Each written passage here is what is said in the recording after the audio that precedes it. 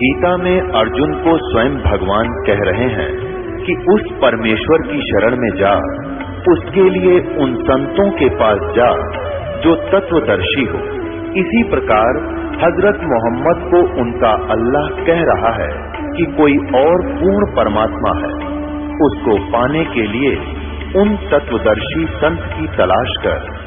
वो प्रभु कौन है, ये जानने के लिए कृपया अवश्य सुनिए जगत गुरु तत्वदर्शी संत रामपाल जी महाराज के अमृत वचन।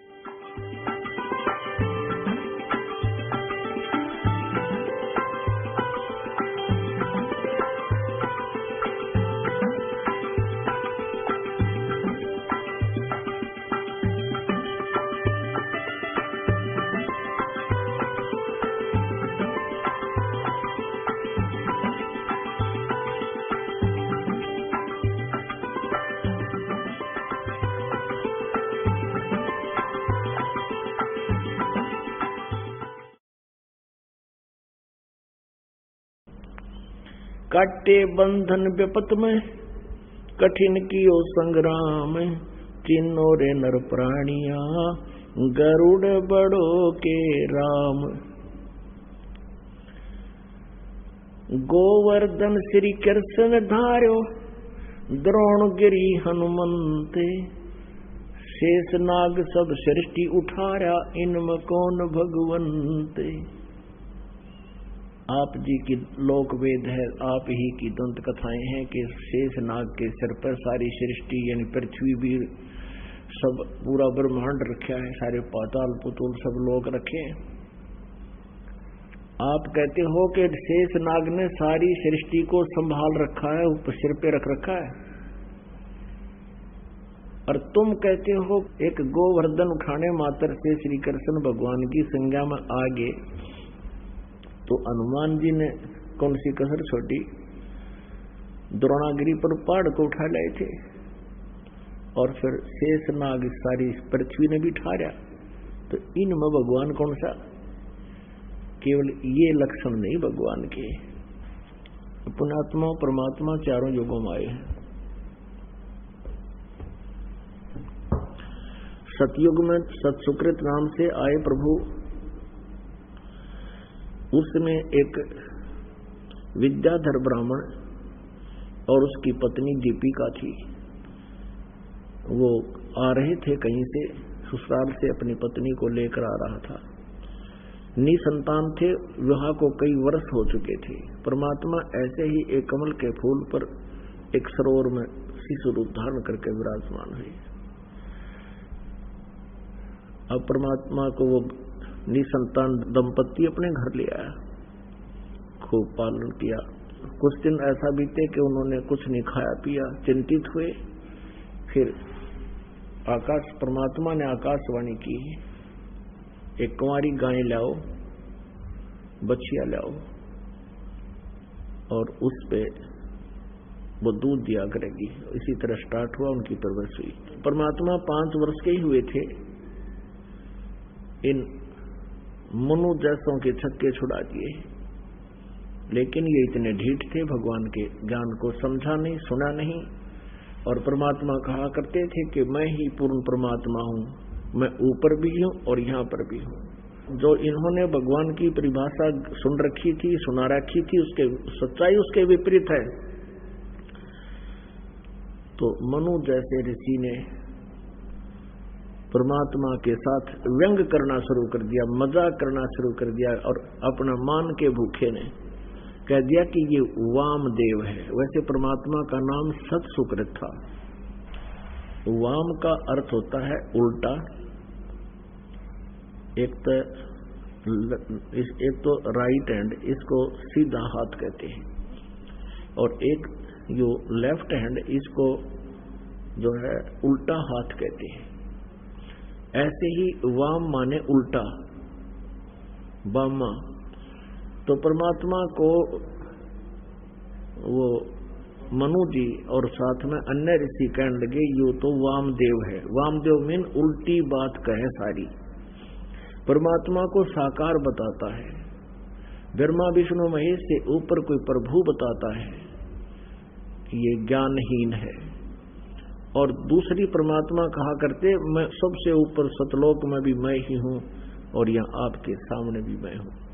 वाम का अर्थ दो स्थान पर रहने वाला, दो का भी बोधक है। इस प्रकार भगवान के ज्ञान को ना समझकर, परमात्मा को ना पहचान कर उन अज्ञानी ऋषि में ऋषियों ने, इन सतयुग के ऋषियों ने वेदों को भी नहीं समझा। भगवान समझाना चाहते थे लेकिन परमात्मा के ज्ञान को सुना नहीं और उस काल प्रेरणा से उस अज्ञान को अभी तक हमारे तक पहुंचाते रहे, हमें उस अज्ञान से ही परिपूर्ण रखा। अपने आत्माओं,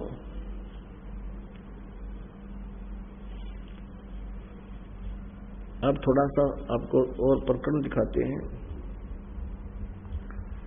कि सत्य सुकृत नाम से परमात्मा आए और वो सतयुग के जो ब्राह्मण ऋषि थे वो बिल्कुल वेद ज्ञानहीन थे और परमात्मा कहा करते थे भगवान साकार है और मैं खुद मालिक आया हूं। 5-6 वर्ष के बालक फिर बड़े भी हुए, लाखों वर्ष रहे परमात्मा सतयुग में, तो लेकिन नहीं माने। जिस प्रकार अब 120 वर्ष रहे इस कलयुग में, किसी ने मालिक को मालिक नहीं माना, लेकिन अब मानेंगे क्योंकि जो लीला भगवान किया करता है वो वेदों और पुराणों में लिखी हुई है, गीता जी में विद्यमान है। और जो लीला किया करता है भगवान वो लीला पहले कर चुके हैं। अब सतयुग के ब्राह्मण वेद ज्ञानहीन थे, उनको कह का भी नहीं पता था वेदों का। फिर द्वापर त्रेता और कलयुग क्या कहना है कि फिर सतयुग के ब्राह्मणों से ही आगे ज्ञान सुन सुन के अभी तक प्रचलित है। आप जी को झलक दिखाते हैं कि सतयुग के ब्राह्मण किसे विद्वान थे। ये देखिएगा श्रीमद् देवी भागवत गीता प्रेस गुरुकुल से प्रकाशित है। संपादक है हनुमान प्रसाद पोदार चिमनलाल गोस्वामी और ये गीता प्रेस गुरुकुल से प्रकाशित है और मुद्रित है। इसके 414 पर आपको दिखाते हैं। छठा स्कंध पृष्ठ 414। जन्मेजय ने पूछा महाभाग किस युग में कैसा धर्म का स्वरूप है, इस संपूर्ण विषय को विशेष रूप से बताने की कृपा कीजिए। व्यास जी बोले, राजन यह निश्चय है कि सतयुग में ब्राह्मण वेद के पूर्ण विद्वान थे और उनके द्वारा निरंतर भगवती जगदम्बा की आराधना होती थी। भगवती का दर्शन करने के लिए उनका मन सदा ललायित रहता था। उनका वेद के पूर्ण विद्वान थे, दुर्गा की पूजा करते थे। अब दिखाते हैं दुर्गा क्या कहती है, और कहते हैं प्रत्येक गांव में शक्ति का यानी दुर्गा का मंदिर उद्घाटन हो, इस विषय की उनके मन में बड़ी उत्सुकता थी। अब इन अज्ञानियों ने ही ये मंदिरा के लटकटवा रखे हैं। सतयुग ते प्रयत्नशील हैं ये डड़े डुआन के। अब ये तो कह रहा है कि सतयुग के ब्राह्मण वेद के पूर्ण विद्वान थे और दुर्गा की पूजा करा करते। और देखिए कलयुग के ब्राह्मणों का कैसा उपमा दे रखी है इसी पे 414 पृष्ठ पे। कहते हैं धर्म की यही स्थिति त्रेता में भी रही, परंतु कुछ ह्रास हो गया था। सतयुग की जो स्थिति थी वह द्वापर में विशेष रूप से कम हो गई थी। राजन उन प्राचीन युगों में जो राक्षस समझे जाते थे वे कलयुग में ब्राह्मण कहे जाते। अब कलयुग के ब्राह्मणों की यह सुनाई दी कहानी सारी, क्योंकि अब के ब्राह्मण प्राय पाखंड करने में तत्पर रहते हैं, दूसरों को ठगना, झूठ बोलना और वैदिक धर्म कर्म से अलग रहना कलयुगी ब्राह्मणों का स्वाभाविक गुण बन गया। जय हो बंती छोड़ी। अब ये दास नहीं कह रहा कि कलयुग के ब्राह्मण जो सतयुग में राक्षस थे वो कलयुग के ब्राह्मण, ये तो अपना पुराण बता रही हैं जो कि शिरोधार्य हैं। अब यहाँ आपने सुना कि व्यास जी कह रहे हैं जन्मेजय को कि कलयुग के जो ब्राह्मण हैं ये तो सतयुग, त्रेता और द्वापर में जो राक्षस समझे जाते थे उन जैसे कर्म वाले हैं।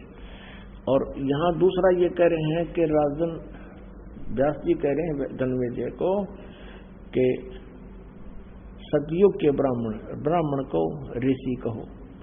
कहते हैं ये बड़े वेद के विद्वान थे, वेदों के पूर्ण विद्वान थे, दुर्गा की पूजा करते। ये खाक विद्वान थे, दुर्गा की पूजा का किसी वेद में प्रावधान नहीं है। इनका विवरण अवश्य है लेकिन पूजा का नहीं। वो तो स्पष्ट लिखा है कि परमात्मा तो सबसे श्रेष्ठ वही पूज्य है, उस एकमात्र परमात्मा की पूजा करनी चाहिए। और दुर्गा स्वयं कहती है, शक्ति दुर्गा स्वयं कहती है, ये देखिएगा 7वां स्कंद, ये 7वां स्कंद श्री संक्षिप्त देवी भागवत 562 पृष्ठ पर है। देवी के द्वारा हिमालय को ज्ञानोपदेश और ब्रह्म स्वरूप का वर्णन। अब श्री देवी जी कहने लगी, पर्वतराज, अब पहले तो ये अपनी बताती है कि मेरी भक्ति करत इतनी कर, लेकिन इसके मोक्ष माक्ष कुछ को न्या। अब कहती है उस ब्रह्म का क्या स्वरूप है, यह बतलाया जाता है।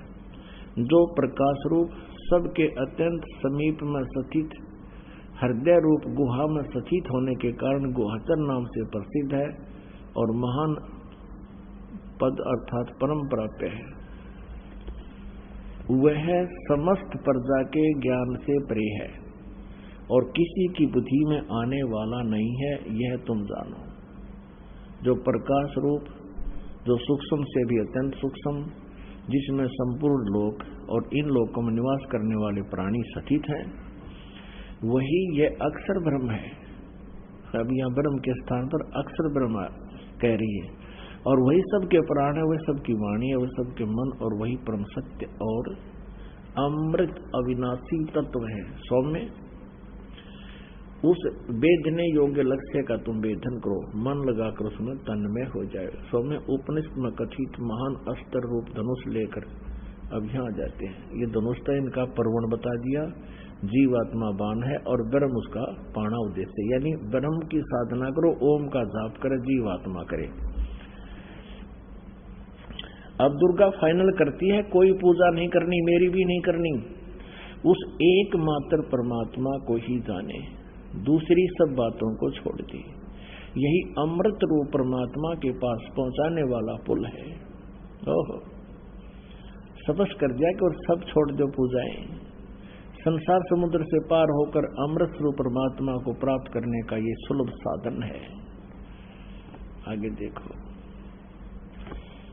इस आत्मा का ओम के जप के साथ ध्यान करो, इससे अज्ञान में अंधकार से सर्वथा परे और संसार समुद्र से पार, उस पार जो ब्रह्म है उसको पा जाओगे, तुम्हारा कल्याण हो। और वो कहाँ रहता है? वह यह सबका आत्मा ब्रह्म लोक रूप दिव्य आकाश में स्थित है, यानी ओम नाम से ब्रह्म प्राप्ति है और ब्रह्मलोक प्राप्ति है। पुण्यात्मा,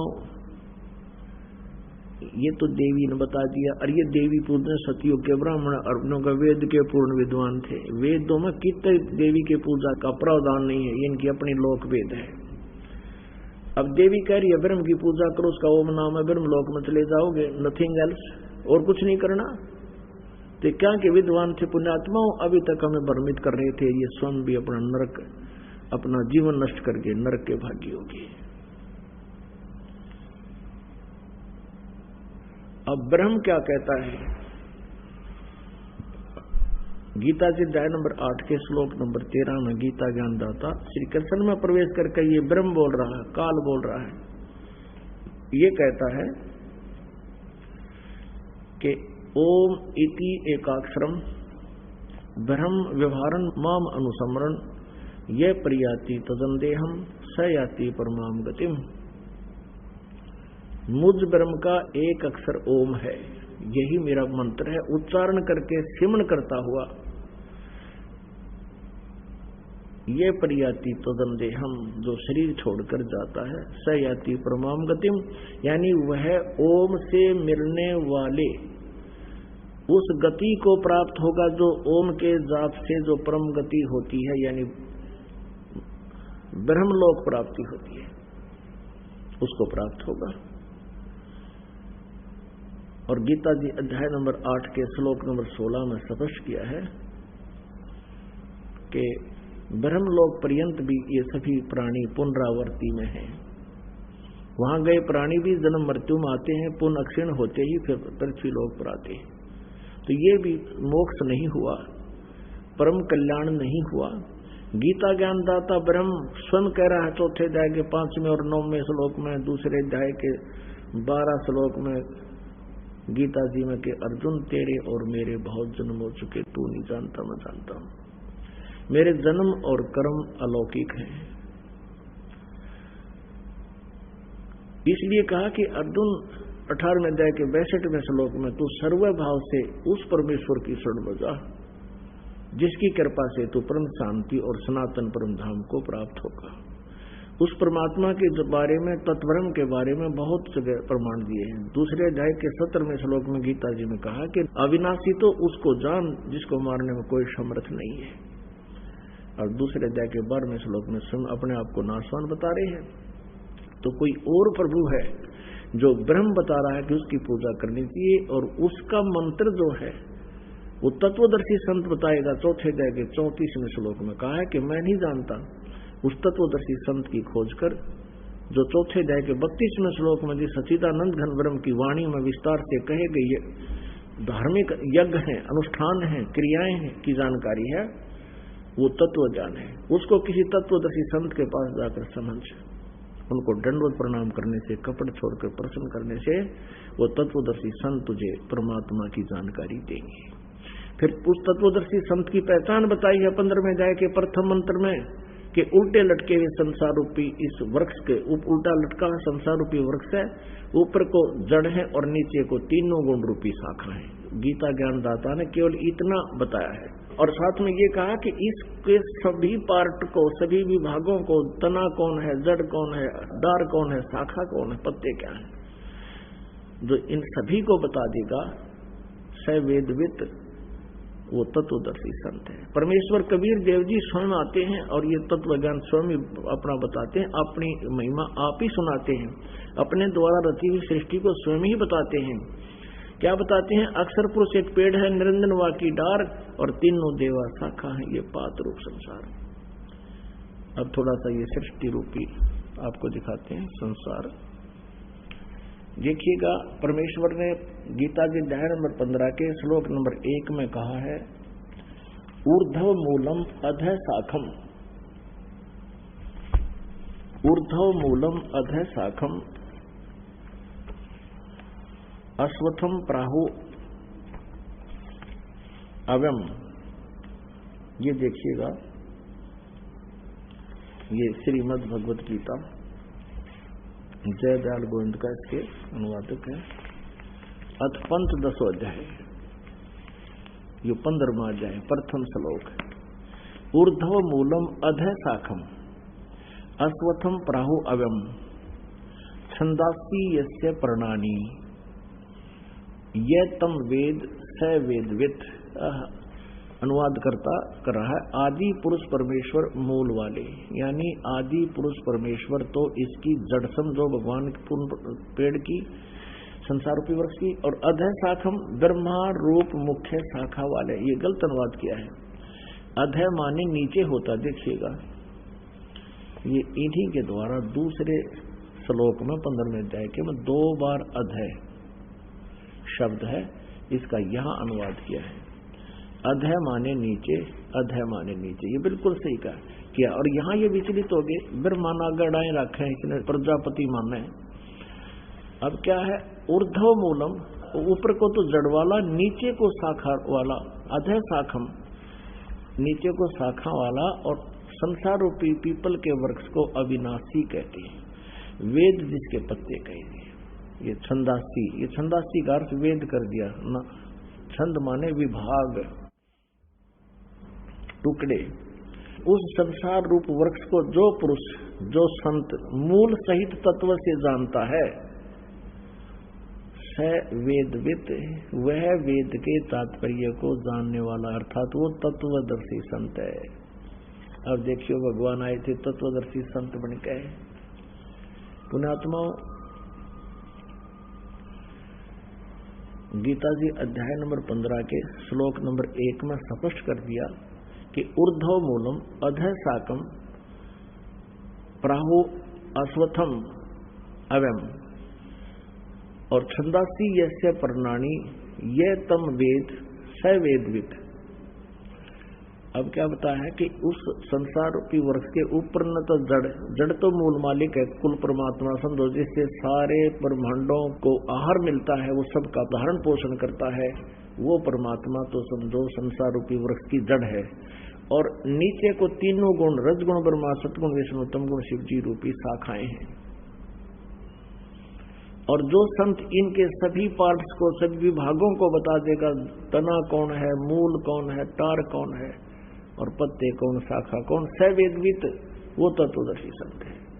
परमेश्वर ने 600 वर्ष पहले बताया था। देखिएगा ये अब संसार रूपी वृक्ष का चित्र। ऊर्ध्व मूलम अधः शाखम, ऊपर को जड़ वाला, जड़ तो समझो पूर्ण परमात्मा परम अक्षर ब्रह्म है, और नीचे को शाखा वाला। परमात्मा ने कहा अक्षर पुरुष एक पेड़ है, ये समझो इतना। पृथ्वी से बाहर जो दिखाई देता है उसको पेड़ कहते हैं।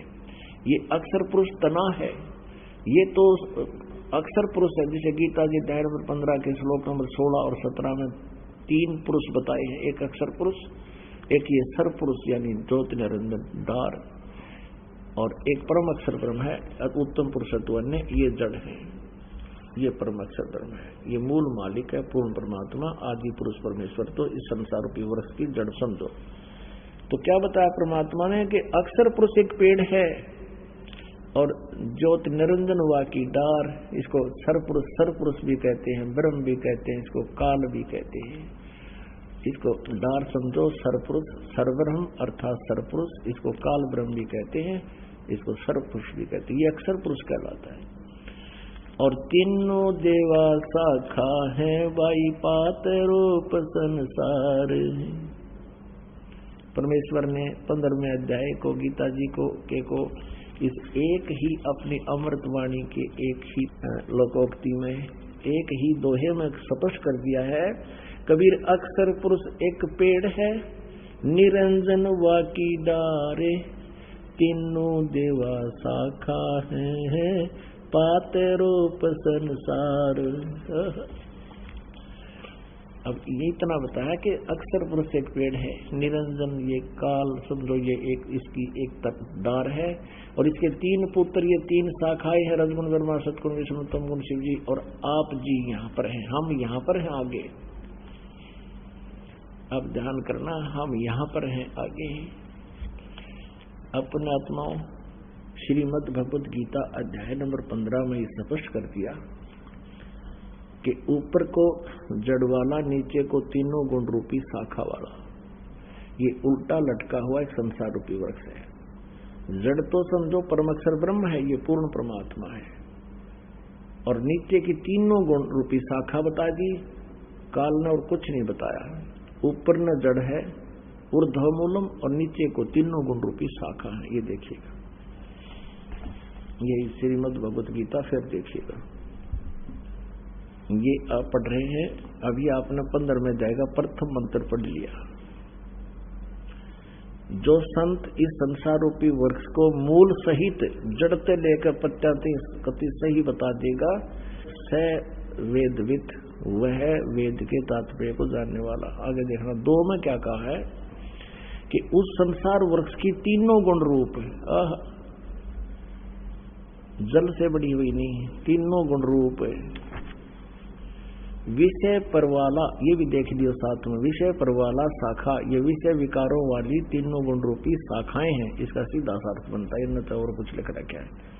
वो नीचे और ऊपर फैली हुई है, मनुष्य लोक में, कर्मों के बंधन में, कर्मानुसार बांधने वाली, जैसा जिसका कर्म है उस तरह रोके रखने वाली कि भी ये मुख्य कारण है। मूलानी, ये तीनों गुण रजगुण ब्रह्मा, सतगुण विष्णु और तमगुण शिव जी, ये जीवों को कर्मानुसार यहाँ बांधे रखती हैं, यहाँ फंसाए रखते हैं, ऊपर और नीचे व्यापत हो रही है।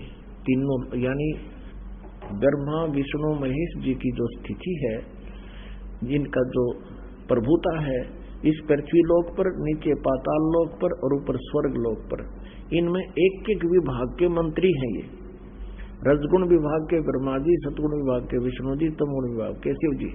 अब हमने ये देखना है कि रजगुण ब्रह्मा है, सतगुण विष्णु, तमगुण शिव जी। तब हम इस पवित्र सदग्रंथ गीता जी को समझ पाएंगे। इसके लिए हम अब सहयोग लेंगे पवित्र श्रीमद देवी भागवत दुर्गा पुराण का, संस्कृत सहित, ये हिंदी टीका सहित। ये कहां से छपी है?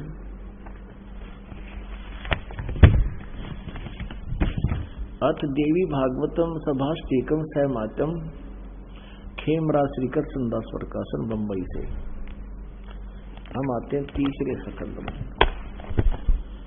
ये है अथ श्रीमद देवी भागवते भाषा टीका युक्ते तृतीय सकंद है प्रारंभते। अब आज के यहाँ पर अब इसके 5वें अध्याय में 11 पृष्ठ पे तृतीय सकंद अध्याय 5 के और 8वें मंत्र को पढ़ेंगे। 7वां यहाँ समाप्त हुआ, 8वां है ये स्टार्ट हुआ। भगवान शंकर कहते हैं, हे माते दुर्गा को, यदि हमारे ऊपर सदा आप दया युक्त हो तो हमको तमोगुण में, शंकर जी करे मुझे तमोगुण क्यों बना दिया, किस प्रकार प्रदान किया, ब्रह्मा रजोगुण और हरि सतगुण युक्त क्यों किए हैं।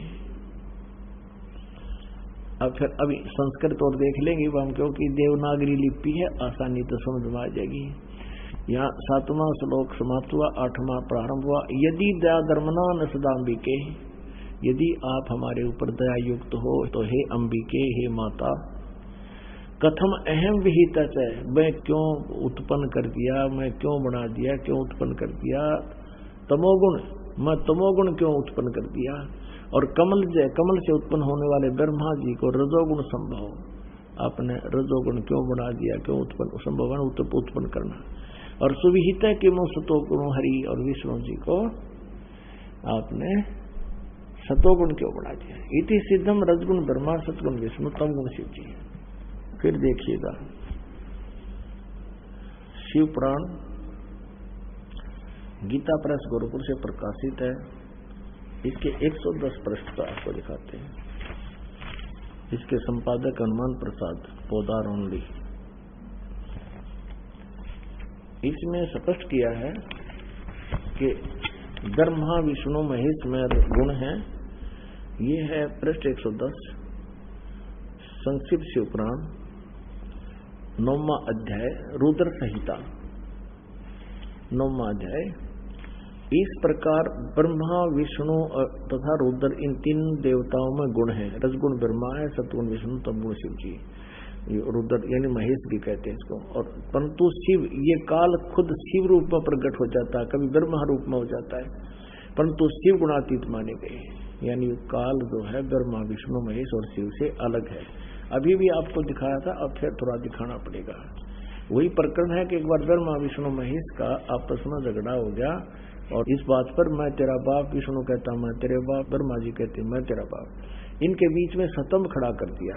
ये 24 पृष्ठ पे संस्कृत शिव पुराण में और विद्वेश्वर संहिता में। तो यहाँ इन दोनों का झगड़ा हुआ तो वो काल आ गया बीच में। फिर वो कहता है, ब्रह्मा और विष्णु ने पूछा, प्रभु सृष्टि आदि 5 कर्तव्यों के लक्षण क्या क्या है, ये हम दोनों को बताइए। भगवान शिव बोले, ये काल बोला इनका बाप पिताजी। अब देखिएगा 26 पृष्ठ पे हम थोड़ा सा कंसेप्ट क्लियर करेंगे कि शंका ना रह जाए। 26 पृष्ठ पे नीचे आइएगा। जो काल बोला, पुत्रों तुम दोनों ने तपस्या करके प्रसन्न हुए मुझ परमेश्वर से सृष्टि और स्थिति नामक 2 कृत्य प्राप्त किए, और इसी प्रकार मेरी विभूति स्वरूप रुद्र और महेश ने, मैं नहीं है, ने दो अन्य उत्तमकृत संहार और तिरोभाव मुझसे प्राप्त किए। इसे सिद्ध हो गया कि ब्रह्मा विष्णु महेश से अलग है ये शिव पुराण बोलने वाला। तो ये सिद्ध हो गया कि रजगुण ब्रह्मा है, सतगुण विष्णु, तमगुण शिव जी। और बताते हैं, क्योंकि जब तक हम एक कंसेप्ट को क्लियर करके आगे नहीं चलेंगे तो आपका सत्संग सुनना या सुनना बराबर रहेगा। और एक बार इसको ढंग से सुन लोगे फिर सदा का सुख हो जाएगा। अब देखिए एक और बताते हैं देवी भागवत में, फिर 123 पृष्ठ पे। ये गीता प्रेस ग्रुप से प्रकाशित है और इसके अनुवादक कौन है? हनुमान प्रसाद पोदार, चमनलाल गोस्वामी। ये गीता प्रेस गोरखपुर से प्रकाशित है। इसके 123 पृष्ठ पर देखिए, तीसरे सकंद में, तीसरा सकंद, तुम शुद्ध स्वरूपा हो। भगवान विष्णु कह रहे तुम शुद्ध स्वरूपा है, ये सारा संसार तुम्हीं से उद्भासित हो रहा है। मैं ब्रह्मा और शंकर हम सभी तुम्हारी कृपा से विद्यमान हैं। हमारा आविर्भाव मन जन्म और तिरोभाव बिन मृत्यु हुआ करता है। केवल तुम ही नित्य हो, जगत जननी हो, प्रकृति और सनातनी देवी हो। सफेद विष्णु जी स्वयं कह रहे हैं हमारा तो जन्म और मृत्यु होता है, हम अविनाशी नहीं हैं और तू हमारी माता है। शंकर भगवान बोले देवी, यदि महाभाग विष्णु तुम्ही से प्रकट हुए हैं तो उनके बाद उत्पन्न होने वाले ब्रह्मा भी तुम्हारे ही बालक हुए। फिर मैं तमोगुणी लीला करने वाला शंकर क्या तुम्हारी संतान नहीं हुआ? अर्थात मुझे भी उत्पन्न करने वाली तुम ही हो शिवे। संपूर्ण संसार की सृष्टि करने में तुम बड़ी चतुर हो। इस संसार की सृष्टि, स्थिति और संहार में तुम्हारे गुण सदा समर्थ हैं। उन्हीं तीनों गुणों से उत्पन्न रजगुण ब्रह्मा, सतगुण विष्णु, तमगुण शंकर नियमानुसार कार्य में तत्पर रहते हैं। इन तीनों गुणों से उत्पन्न अपनात्मा इस पवित्र पुराण के इन चंद पंक्तियों ने, इस पवित्र देवी पुराण की चंद पंक्तियों ने ये चार कंसेप्ट क्लियर कर दिए। एक तो ब्रह्मा विष्णु महेश नासवान है, ये अजर व अमर नहीं है। दूसरा ये कर दिया कि दुर्गा इनकी माता है। तीसरा ये कर दिया कि ये रजगुण ब्रह्मा, सतगुण विष्णु, तमगुण शिव जी। और चौथा ये कर दिया कि केवल जैसा जिसका कर्म है उतना ही दे सकते, ये कोई परिवर्तन नहीं कर सकते। अब हमने इसको समझने के लिए गीता जी को सबसे पहले ये कंसेप्ट क्लियर होना चाहिए कि रजगुण ब्रह्मा है, सतगुण विष्णु, तमगुण शिव जी। तब ये, क्योंकि गीता जी चारों वेदों के संक्षिप्त वर्णन है इसमें और कोड वर्डों में है। इसको तत्वदर्शी संत बताओगा, ये गीता ज्ञानदाता स्वयं कह चुका है। अब देखिएगा मार्कंडेय पुराण में, मार्कंडेय पुराण सचित्र मोटा टाइप, गीता प्रेस गोरखपुर से प्रकाशित है। इसके 123 पृष्ठ पर देखिएगा। इस प्रकार स्वयंभू परमात्मा की तीन अवस्थाएं हैं। रजगुण प्रधान ब्रह्मा, तमोगुण प्रधान रुद्र, सत्व प्रधान विश्वपालक विष्णु है। और यही तीन देवता हैं और यही तीन गुण हैं। रजगुण ब्रह्मा, सतगुण विष्णु, तमगुण शिव जी, ये तीनों गुण भी कहलाते हैं इति सिद्धम।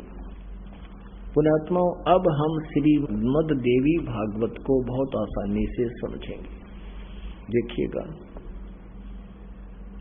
ये श्रीमद् देवी भागवत जयदाल गोविंद का इसके अनुवादक हैं, गीता प्रेस गोरखपुर से प्रकाशित है। ये 15वें अध्याय का हम 15 अध्याय का प्रथम मंत्र हमने पढ़ लिया।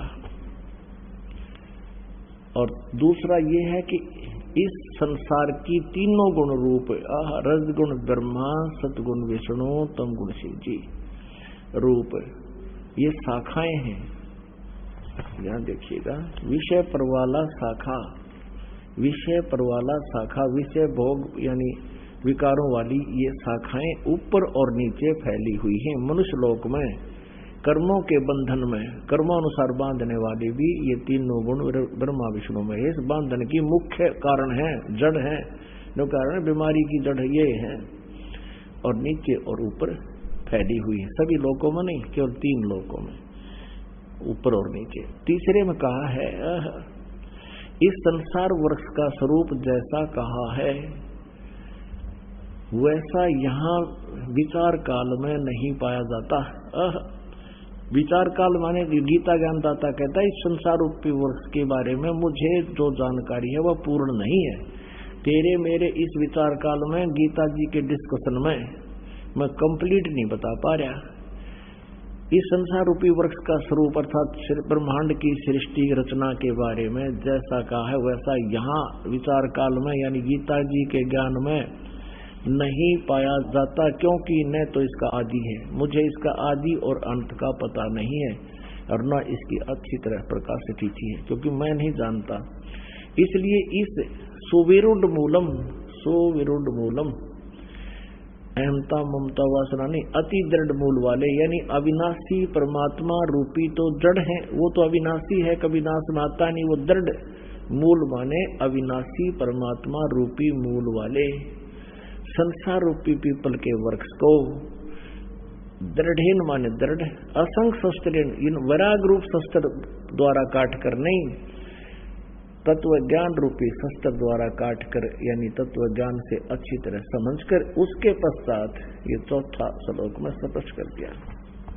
उसके पश्चात उस परम पद रूप परमेश्वर को भली भांति खोजना चाहिए, जिसमें गए हुए पुरुष यानी साधक फिर लौटकर संसार में कभी नहीं आते, और जिस परमेश्वर से इस पुरातन संसार वृक्ष की प्रवृत्ति विस्तार को प्राप्त हुई है, जिसने सारे ब्रह्मांडों की रचना की है जिस भगवान ने, और उसी आदि पुरुष नारायण के मैं शरण हूँ,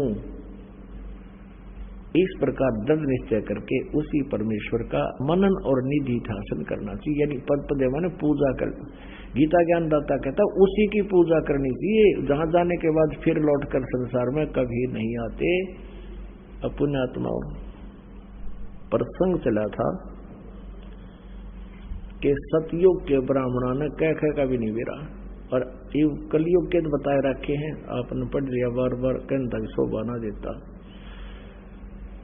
और सतयुग के ब्राह्मणों की ये स्थिति है कि वो दुर्गा की पूजा करते थे और वेद के पूर्ण विद्वान माने जाते थे। दुर्गा कहती है नहीं, मेरी पूजा भी छोड़ दो, ब्रह्म की साधना करो, उसका ओम नाम है, ब्रह्मलोक में रहता है, वहां चले जाओगे। और ब्रह्म कहता है कि नहीं, मैं भी नाशवान हूं, मेरे भी जन्म मृत्यु होते हैं और तेरे भी जन्म मृत्यु होते हैं। 15वें अध्याय का 1 से लेकर 4 में स्पष्ट कर दिया कि तू तत्वदर्शी संत से ये ज्ञान प्राप्त करके और फिर उसके पश्चात परमेश्वर के उस परम पद की खोज करनी चाहिए, जहां जाने के बाद फिर कभी जन्म मृत्यु नहीं होती। अब देखो गीता जी अध्याय नंबर 4 का श्लोक नंबर 5 और 9 दिखाते हैं आपको। अध्याय नंबर 4 और ये श्लोक नंबर 5 यहाँ पर है। इसका अनुवाद यहाँ किया है। हे परंतम अर्जुन, मेरे और तेरे बहुत जन्म हो चुके हैं। हे परंतम अर्जुन, मेरे और तेरे बहुत से जन्म हो चुके हैं, उन सबको तू नहीं जानता, मैं जानता हूँ। अब 9 में ये चौथे जाएगा 9वां। हे अर्जुन, मेरे जन्म और कर्म दिव्य अर्थात अलौकिक हैं। अध्याय नंबर 2 का श्रीमद् भगवद गीता और 12 श्लोक है। न तो ऐसा ही है कि मैं किसी काल में नहीं था, अथवा तू नहीं था, अथवा ये राजा लोग नहीं थे, और न ऐसा ही है कि इससे आगे हम सब नहीं रहेंगे। स्पष्ट हो गया। ये गीता ज्ञानदाता कहता है कि हम पहले भी थे, ना सोचा पहले ना फिर आगे ना होंगे, आगे भी होंगे, जन्म मृत्यु तुम्हारे होते रहेंगे। अब 17वें श्लोक में दूसरे अध्याय का 17वां श्लोक देखिएगा। इसमें कहा कि नाश रहित तो उसको जान, जिससे ये संपूर्ण जगत दृश्य वर्ग व्याप्त है, इस अविनाशी का विनाश करने में कोई भी समर्थ नहीं है। और 18वें अध्याय के 62वें श्लोक में इसीलिए कहा कि अर्जुन तो सर्वभाव से उस परमेश्वर की शरण में जा। 18वां का है 62वें श्लोक में, हे अर्जुन सब प्रकार से उस परमेश्वर की शरण में जा। सब प्रकार माने सबकी पूजाएं त्याग कर उसकी शरण में जा।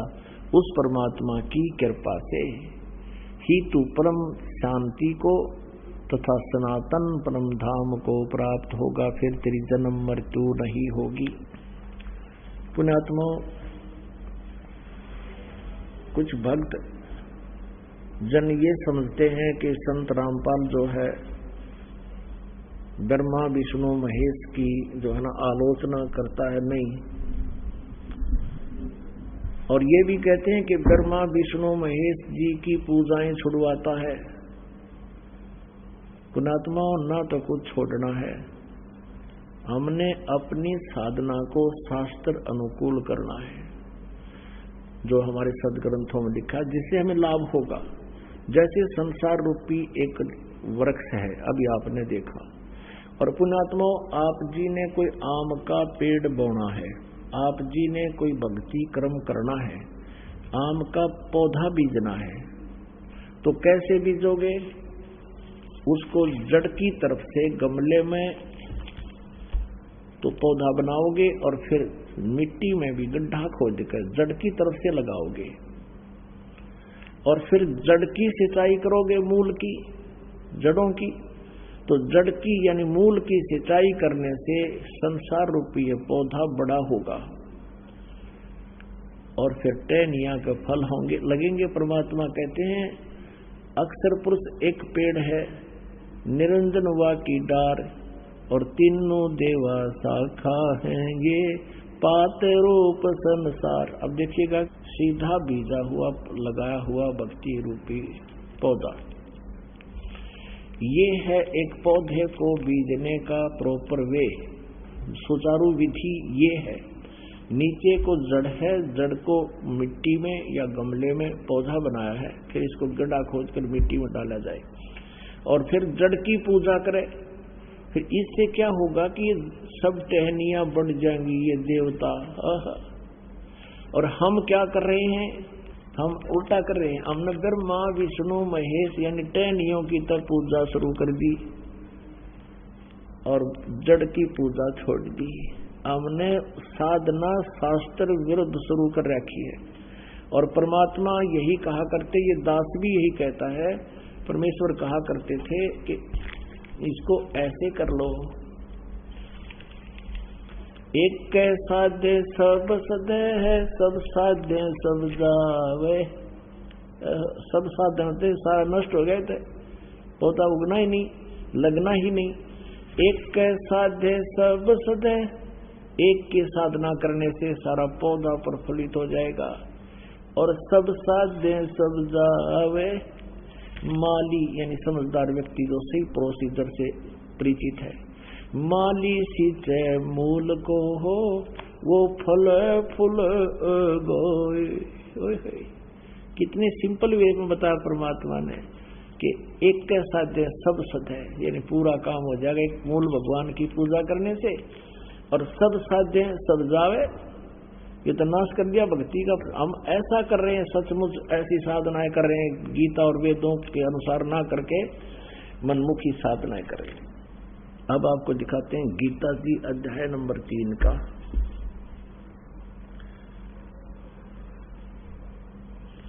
ये श्रीमद् भगवत गीता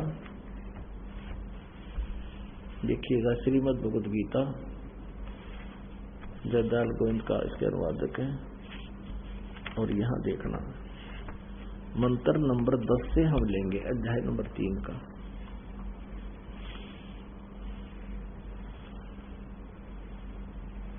दस में कहा है, प्रजापति ने, ये ब्रह्मा तो अड़ा दे हैं, चलो जैसा भी है, प्रजापति ब्रह्मा ने कल्प के आदि में यज्ञ सहित प्रजाओं को रचकर उनसे कहा कि तुम लोग इस यज्ञ के द्वारा, यज्ञ माने शास्त्र अनुकूल साधना के द्वारा वृद्धि को प्राप्त हो, और यह यज्ञ यदि शास्त्र अनुकूल साधना तुम लोगों को इच्छित भोग प्रदान करने वाला हो। अब 11वें में क्या कहा है, इस यज्ञ के द्वारा देवताओं को उन्नत करो, और वो देवता तुम लोगों को उन्नत करें। इस प्रकार निस्वार्थ भाव से एक दूसरे को उन्नत करते हुए तुम लोग परम कल्याण को प्राप्त हो जाओगे।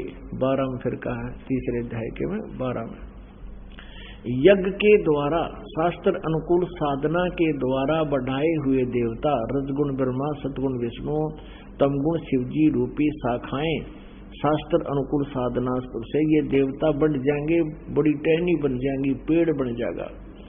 यज्ञ के द्वारा बढ़ाए हुए देवता तुम लोगों को बिना मांगे ही इच्छित भोग निश्चय ही देते रहेंगे।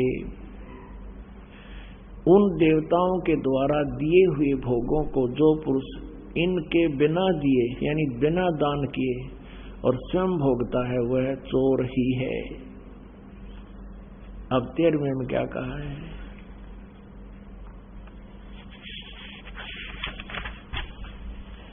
यज्ञ से बचे हुए अन्न को खाने वाले श्रेष्ठ पुरुष सब पापों से मुक्त हो जाते हैं। जो पापी लोग हैं अपना शरीर पोषण करने के लिए ही अन्न पकाते हैं, वे तो पाप को ही खाते हैं। अब 14 और 15 में ये लिखा है, संपूर्ण प्राणी अन्न से उत्पन्न होते हैं। अन्न की उत्पत्ति वृष्टि से यानी वर्षा से होती है, वृष्टि यज्ञ से होती है, और यज्ञ विहित कर्मों से उत्पन्न होने वाले हैं। विहित कर्म माने शास्त्र अनुकूल साधना से यज्ञ सही होती है। और कर्म समुदाय को, कर्म को तू ब्रह्मो उद्भवम, यहाँ इन्होंने डंगा कर दिया, लिख दिया वेद से उत्पन्न नहीं, ब्रह्म से उत्पन्न।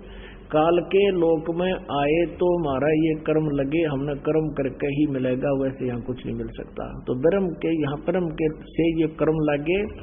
और ब्रह्म की उत्पत्ति, ब्रह्म माने काल की, ज्योति निरंजन की, ब्रह्म माने वेद ग्रंथ लिख दिया, ज्योति निरंजन काल यानी ब्रह्म को अविनाशी परमात्मा से यानी परम अक्षर ब्रह्म से उत्पन्न हुआ जाने, उससे उत्पन्न हुआ काल ब्रह्म। इससे सिद्ध होता है कि सर्वगतम ब्रह्म, सर्वव्यापी परम अक्षर परमात्मा ही सदा यज्ञों में प्रतिष्ठित है।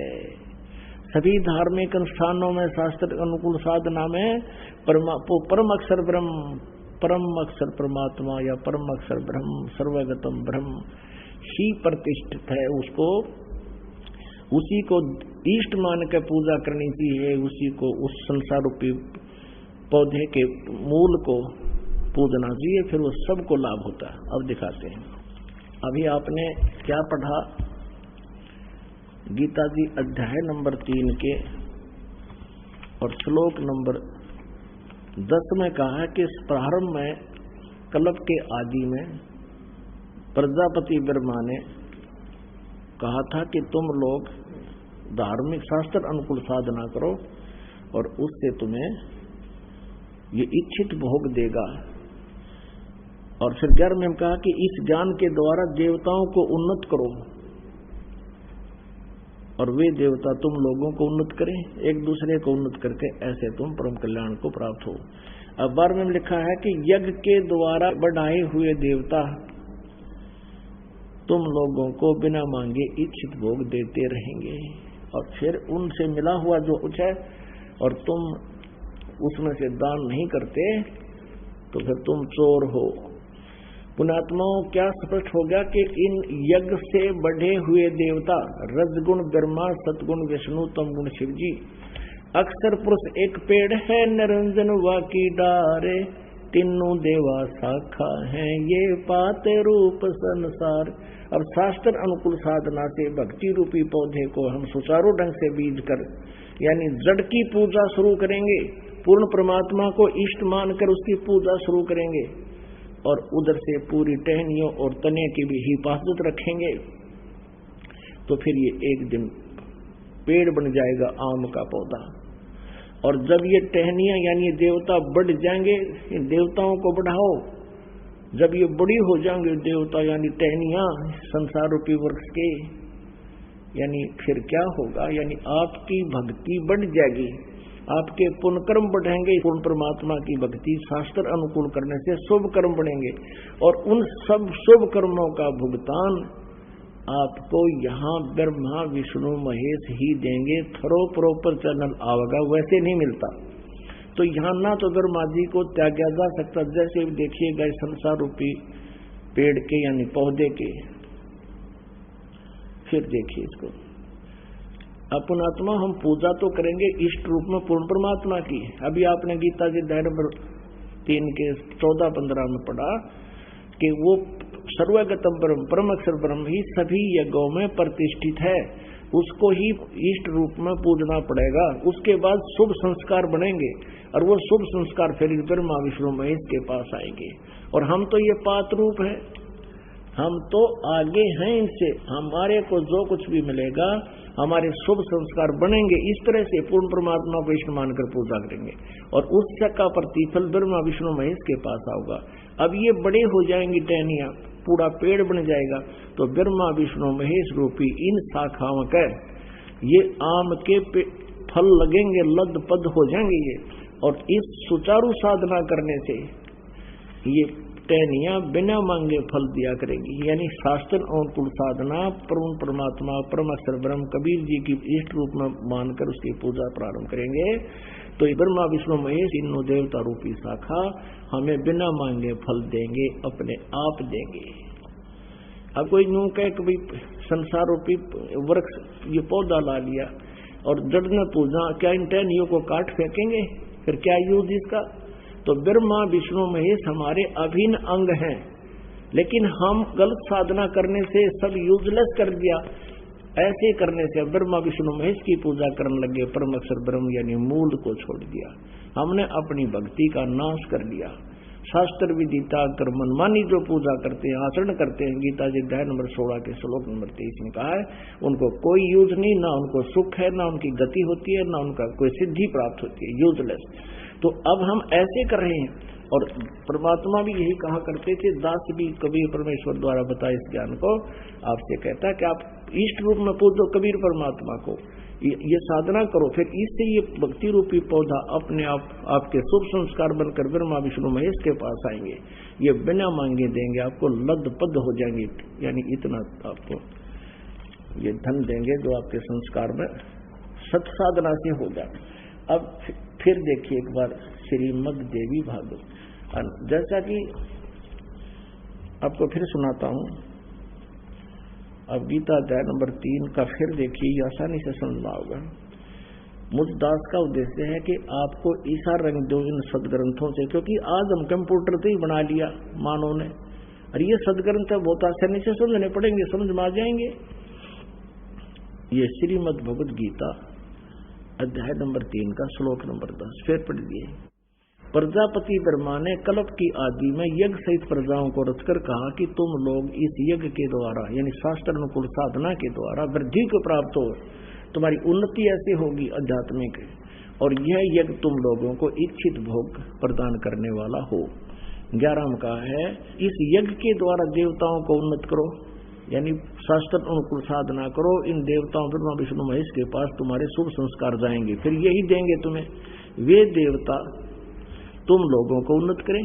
इस प्रकार निस्वार्थ भाव से एक दूसरे को उन्नत करते हुए तुम लोग परम कल्याण को प्राप्त हो जाओ। 12 में कहा फिर, यज्ञ के द्वारा बढ़ाए हुए देवता यानी शास्त्र अनुकूल साधना करने से ये पौधे की शाखाएं बढ़ जाएंगी, यानी बहुत बड़े पेड़ बन जाएगा। भक्ति रूपी आपका पौधा पेड़ बन जाएगा, यानी बहुत ज्यादा धन आध्यात्मिक आपकी भक्ति हो जाएगी। फिर यज्ञ के द्वारा बढ़ाए हुए देवता ये तीनों गुण रूपी शाखा बढ़ जाएंगी, बड़ी हो जाएंगी, इनके पास हमारे शुभ संस्कार घने हो जाएंगे। तो ये बिना मांगे ही जैसे टहनियां लदपद हो जाती फलों से, इच्छित भोग निश्चय ही देते रहेंगे। और उनके द्वारा जैसे आप जी को भगवान ने कुछ दे रखा है धन, तो फिर आप दान नहीं करते, उसके बारे में कहा है कि उन देवताओं के द्वारा दिए हुए भोगों को जो पुरुष उनको बिना दिए यानी फिर से सत साधना नहीं करता है, दान नहीं करता है, वह तो चोर है। अब 13 में फिर कहा है, यज्ञ से बचे हुए अन्न को खाने वाले जैसे यहाँ परमात्मा कबीर जी को इष्ट मानकर भोग लगाया जाता है और ये प्रसाद रखा जाता है, पहले परमात्मा का भोग निकालकर आप जी को सत्संग के बाद वितरित किया जाता है। वो यज्ञ से बचा हुआ अन्न परमात्मा से को भोग लगने के बाद बचे हुए अन्न को खाने वाले श्रेष्ठ पुरुष सब पापों से मुक्त हो जाते हैं। और जो पापी लोग शरीर पोषण करने के लिए ही अन्न पकाते हैं वह तो पाप को ही खाते हैं। जो दान धर्म नहीं करते कहते वो तो पाप खाते हैं। अब 14-15 में स्पष्ट कर दिया, संपूर्ण प्राणी अन्न से उत्पन्न होते हैं। अन्न की उत्पत्ति वर्षा से वृष्टि से होती है, वृष्टि वर्षा यज्ञ से होती है और यज्ञ विहित कर्मों से शास्त्र अनुकूल साधनों से ही सफल हुआ करते हैं यज्ञ।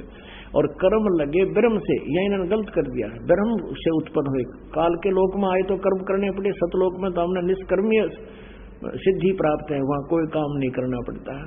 और ब्रह्म यहाँ वेद लिख दिया है। और ब्रह्म की उत्पत्ति हुई अक्षर पुरुष से, अविनाशी परमात्मा से, और वो अविनाशी परमात्मा ही उत्पन्न हुआ जान। और तस्मात् इससे सिद्ध होता है कि सर्वगतम ब्रह्म, वह सर्वव्यापी यानी कुल का मालिक परम अक्षर परमात्मा यानी परम अक्षर ब्रह्म ही सदा ही यज्ञों में प्रतिष्ठित है।